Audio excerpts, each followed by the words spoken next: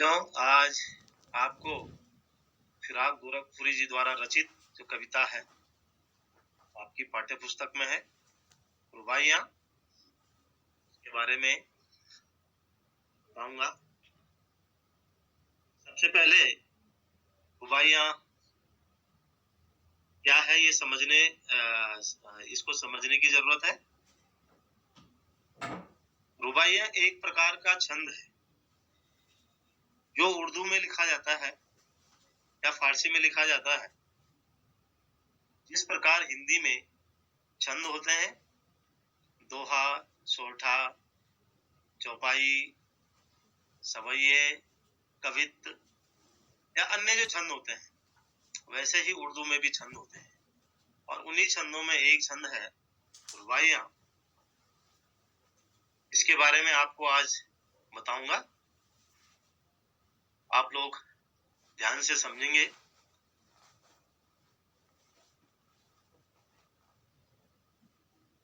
ये रुबाइयां है।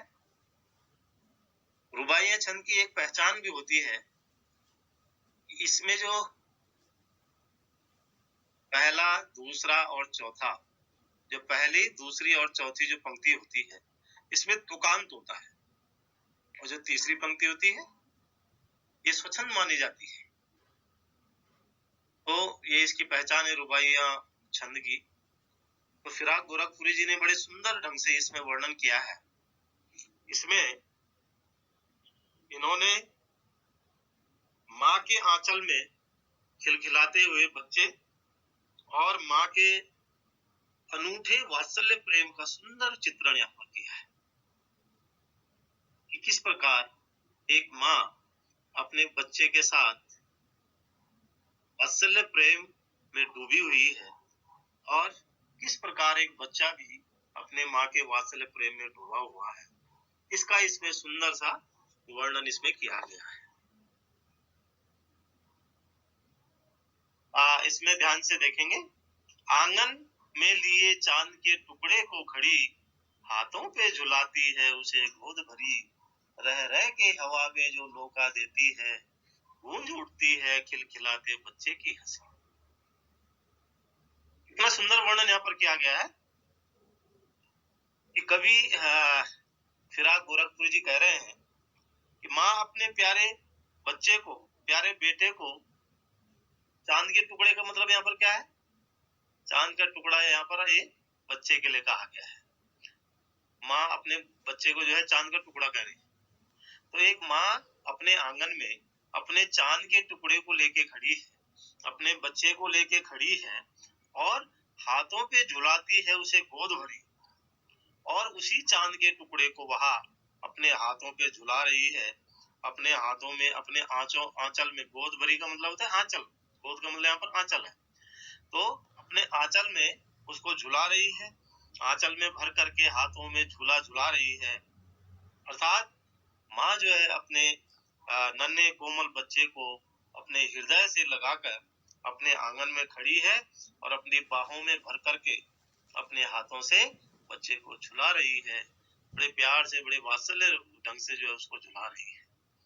आगे कह रहे हैं, रह रह के हवा में जो लोका देती है। रह रह के मतलब बार बार, बीच बीच में हवा में जो लोका देती है। प्यारे बच्चों, ये लोका का मतलब होता है उछालना। लोका का मतलब यहाँ पर उछालना है। अर्थात माँ जो है बीच बीच में बच्चे को हवा में उछाल देती है। वो बार बार उसको जो है हवा में उछालती है तो बच्चा बड़ा खुश हो जाता है। जैसे ऊपर उछालती है वैसे बच्चा खुश हो जाता है और उसकी जो खिलखिलाती हंसी है, गूंज उठती है खिलखिलाते बच्चे की हंसी, और उसकी जो खिलखिलाती हुई हंसी है वो संपूर्ण वातावरण में, पूरी प्रकृति में, पूरी जो है वातावरण में जो है गूंज जाती है और बच्चे की जो हंसी है वो चारों तरफ फैल जाती है। इसका अभिप्राय ये है, इसका मतलब ये है कि जब माँ जो है बच्चे को अपने हाथों में उठा करके और हवा में उसको उछालती है तो बच्चा बड़ा खुश हो जाता है और खुश होकर के खिलखिला करके हंसने लगता है और उसकी जो हंसी है वो वातावरण में फैल जाती है, वातावरण को भी गुंजायमान कर देती है और ऐसा लगता है जैसे जो है बच्चे की जो खिलखिलाती हंसी के साथ वातावरण भी हंसने लगा हो। इतना सुंदर वातावरण वहां पर उस समय बनता है। आगे कह रहे हैं, नहला के छलके छलके निर्मल जल से उलझे हुए गेसुओं में कंघी करके किस प्यार से देखता है बच्चा मुंह को करके जब घुटनियों में लेके है पिनाती कपड़े। इतना सुंदर वर्णन यहाँ पर किया गया। कह रहे हैं कवि कि माँ अपने नन्हे कोमल बच्चे को जो है छलकते हुए निर्मल स्वच्छ जल में नहलाती है और उसे स्वच्छ पानी से नहला करके उलझे हुए गेसुओं में कंघी करके उसके जो उलझे हुए, क्योंकि नहलाने से क्या होता है, नहलाने से जो गेसुओं का मतलब यहाँ पर क्या है, केस। गेसुओं मतलब यहाँ पर केस है। तो नहलाने से जो उसके केस है वो उलझ जाते हैं आपस में, तो उनको जो है वो उलझे हुए बालों को, उलझे हुए केसों को वो कंघी करके उनको सुलझाती है, उनको संवारती है। और जब माँ अपने बच्चे को अपनी बाहों में लेकर के कपड़े पहनाती है, घुटनों पे बिठा करके, यानी घुटनियों में लेके करके, जब घुटनियों में लेके है पहनाती है कपड़े, तो उस समय बच्चा जो है माँ का मुंह ताकता रहता है, देखता है। बच्चा बड़े प्यार से अपनी माँ का मुंह देखता है और किस प्रकार माँ अपने चांद के टुकड़े को साफ सुंदर स्वच्छ जल से, निर्मल जल से नहला करके उसकी उलझी हुई जो बाल हैं, उलझे हुए केस हैं, उनको कंघी से संवारती है और बच्चा अपनी माँ को देखते हुए खुश होता है। और माँ जो है अपने घुटनों पे उसको बिठा करके उसको जो है कपड़े पहनाती है। कितना वात्सल्य प्रेम यहाँ पर। आगे कह रहे हैं, दिवाली की शाम घर पुते और सजे, चीनी के खिलौने जगमगाते लावे, वो रूपवती मुखड़े पे एक नमक दमक, वो रूपवती मुखड़े पे एक नम दमक, बच्चे के घरौने में जलाती है दिए। अब यहाँ पर दीपावली का वर्णन किया गया यहाँ पर कि दीपावली का जो पावन पर्व होता है उसमें जो है संध्या के समय में, शाम के समय में सबके घर जो है पुते हुए रहते हैं, साफ सुथरे हुए रहते हैं, सजे हुए रहते हैं, और कैसे सजे हुए रहते हैं, चीनी मिट्टी के खिलौने से जगमगाते हुए सजे हुए रहते हैं, सुंदर दिखाई देते हुए हैं। जो चीनी मिट्टी के खिलौने होते हैं वो सुंदर खिलौने, सुंदर मुख पर एक हल्की चमक ले आते हैं। दिवाली के आने पर अपने घरों में लोग सफाई करते हैं, पुताई करते हैं और चीनी मिट्टी के जो खिलौने होते हैं वो सुंदर जगमगाते हुए खिलौने एक सुंदर मुख पर रौनक लाते हैं। वह रूपवती मुखड़े पे एक नम दमक, अर्थात एक सुंदर चेहरे पे वो क्या करते हैं, एक रौनक लाते हैं। दमक का मतलब यहाँ पर ये रौनक, एक रौनक ले आते हैं सुंदर ढंग से। और इन खिलौनों को देखकर जो नन्हा बच्चा होता है वो बड़ा खुश हो जाता है, जगमगाते हुए खिलौनों को देख के खुश हो जाता है। और माँ जो है क्या करती है, बच्चे के घरौने में जलाती है दिए। माँ जो है बच्चे के घरौने में दीपक जलाती है। प्यारे बच्चों, ये जो घरौने का मतलब होता है बच्चों के द्वारा जो बनाए हुए मिट्टी के जो घर होते हैं, बच्चे आपस में घर घर खेलते हैं ना, वो जो मिट्टी के घर होते हैं उसमें उसको घरौंदा कहा जाता है। तो यहाँ पे माँ क्या कर रही है, अपने नन्हे बच्चे के जो मिट्टी का घर है, घरौंदा है, उसमें दीपक जलाती है। वह कोमल बच्चे के मिट्टी का घर भी दीपक की रोशनी से जगमगा उठ जाता है। इस प्रकार से दीपावली का पर्व बड़े जगमगाहट में और मनाया जाता है। और यहाँ पे एक बहुत सुंदर वर्णन इसमें जो है किया गया है, माँ और बच्चे के बीच में एक प्रेम, कि बच्चे के घरौने में जो है जलाती है, क्योंकि सब अपने घरों में दीपक जलाते हैं तो बच्चे भी चाहते हैं कि हमारे मिट्टी के घर में हम दीपक जलाएं। तो माँ जो है उसकी मिट्टी के घरौने में दीपक जलाती है।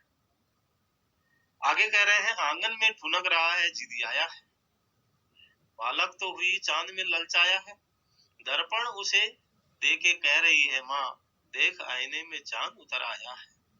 यहाँ पर जो है बहुत सुंदर इसमें वर्णन किया गया है कि कवि कह रहे हैं कि जो नन्हा कोमल बच्चा है वो धीरे धीरे बड़ा होकर के जो है आंगन में ठुनक रहा है, अपने घर के आंगन में इधर उधर जो है ठुनक खुनक, खुनक का मतलब होता है घुटने के बदौलत चलना है।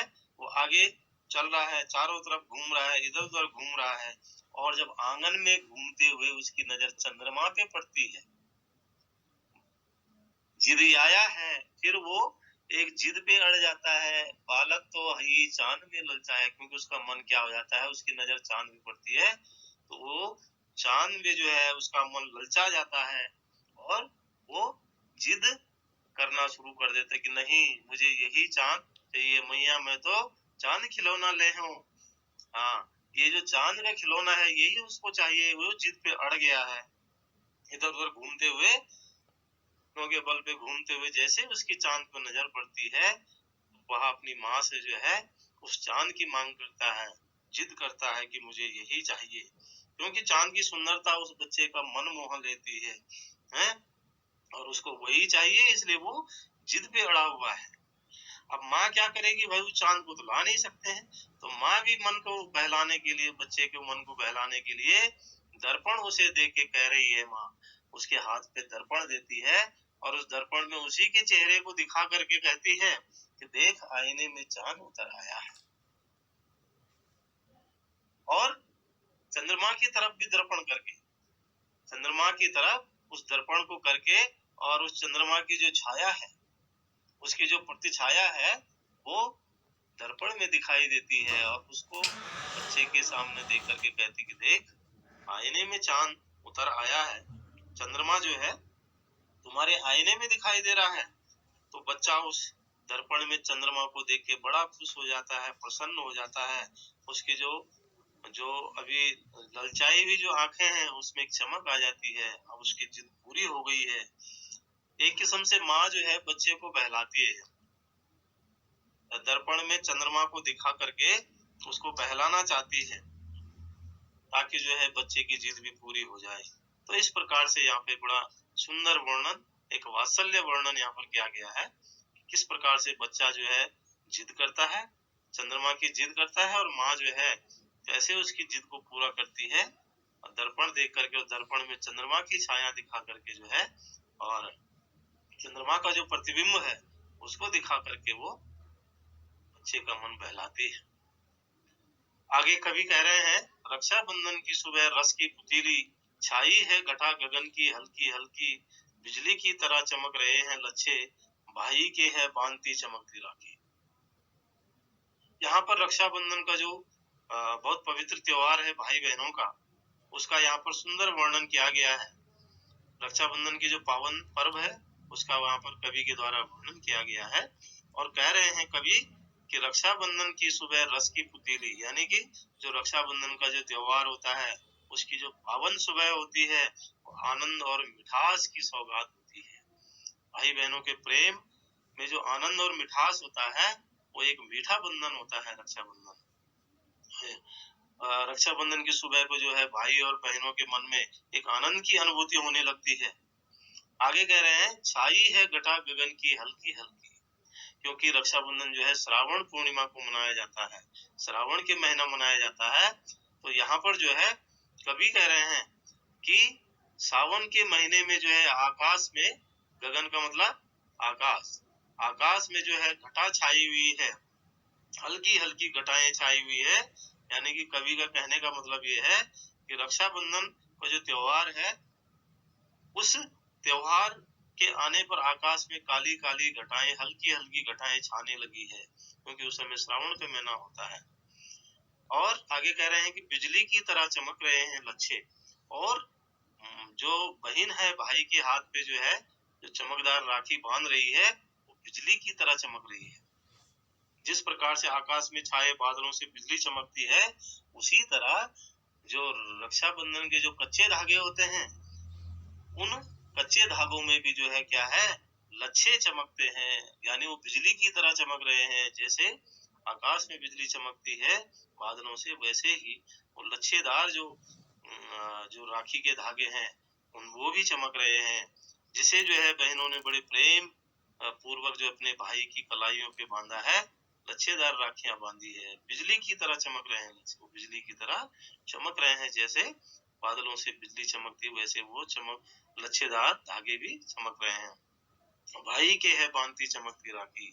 और रक्षाबंधन के पर्व पे जो है बहनें भाई के हाथों पे वही चमकदार राखी बांधती है, प्रेम का एक प्रतीक, भाई बहनों के प्रेम का प्रतीक वही चमकती हुई राखी उसके उनके हाथों पे बांधती है।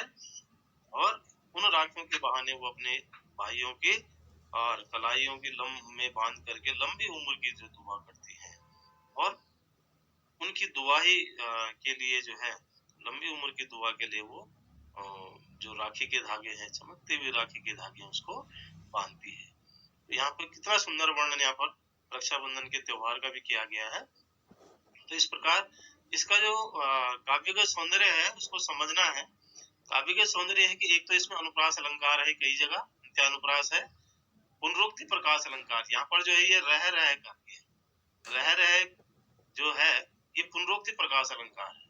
पुनरुक्ति प्रकाश अलंकार जहाँ पर एक शब्द की आवृत्ति 2 बार होती है या बार होती है, उसको या पुनरावृत्ति होती किसी शब्द की, वो पुनरुक्ति प्रकाश अलंकार होता है। देखो यहाँ छल के यहाँ पे भी पुनरुक्ति प्रकाश अलंकार है। ऐसे इसमें स्वाभाविक अलंकार भी है, क्योंकि इसमें स्वभाव है, माँ का स्वभाव बच्चे को प्रेम करना, वात्सल्य प्रेम करना बच्चे का स्वभाव भी है। इसमें जिद करना बच्चे का स्वभाव है, ललचाना बच्चे का स्वभाव है।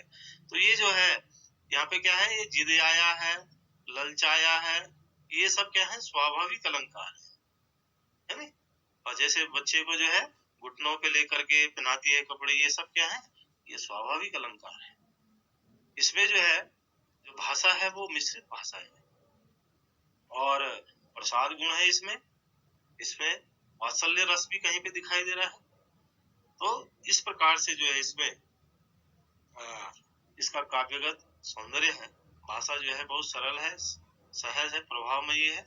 और ये जो है एक वात्सल्य का एक अनूठा उदाहरण, एक अच्छा उदाहरण यहाँ पर कवि के द्वारा दिया गया है। तो आज इतना ही, फिर अगली बार आपको दूसरा वीडियो और दूसरी जो इन्हीं की ही फिराक गोरखपुरी जी की गजल है उसके बारे में बताया जाएगा।